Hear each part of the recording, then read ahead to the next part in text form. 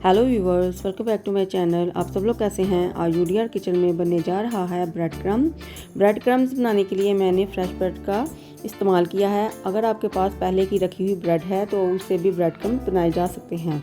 अगर आपके पास ब्रेड के कॉर्नर्स हैं तो उससे भी ब्रेड क्रम्स बनाया जा सकता है। ब्रेड को मैंने टुकड़ों में काट लिया है और एक चॉपर में मैं इसे डालकर इसे अच्छे तरीके से ग्राइंड करना है कि इसमें गुठली ना रहे। एक पैन को मैंने प्रीहीट कर लिया है और इसमें मैं सारा ब्रेड क्रम्ब डाल दूंगी। अगर इसे रोस्ट किए बगैर 2-3 दिन से ज़्यादा फ्रिज में रख दें तो इसमें से स्मेल आने लगती है और फंगस भी लग जाती है, क्योंकि ब्रेड के रैपर पर लिखा होता है कि इसे 2-3 दिन तक इस्तेमाल करना है। देखें, ये हाथों से ऐसे चिपक रहा है। अब इसे मैं हल्की आंच पर रोस्ट करूँगी। ब्रेड में नमी नहीं रहनी चाहिए। हल्की आंच पर ब्रेड को भून रही हूँ। अगर इसे रोस्ट करें तो हम इसे 1 माह तक स्टोर भी कर सकते हैं। कि अभी भी हाथों से ये चिपक रही है।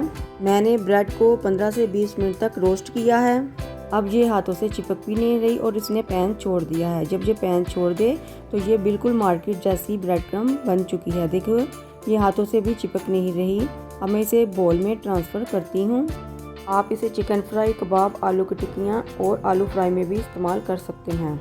आप इसमें फूड कलर का भी इस्तेमाल कर सकते हैं। अगर आपको मेरी रेसिपी अच्छी लगती है तो मेरी वीडियो को लाइक और शेयर करें और मेरे चैनल को सब्सक्राइब करें ताकि सबसे पहले नोटिफिकेशन आपके पास आए। आप कमेंट में बताएं कि आपको ये ब्रेड क्रम्स की रेसिपी कैसी लगी है। आप अपनी दुआ में याद रखें। शुक्रिया।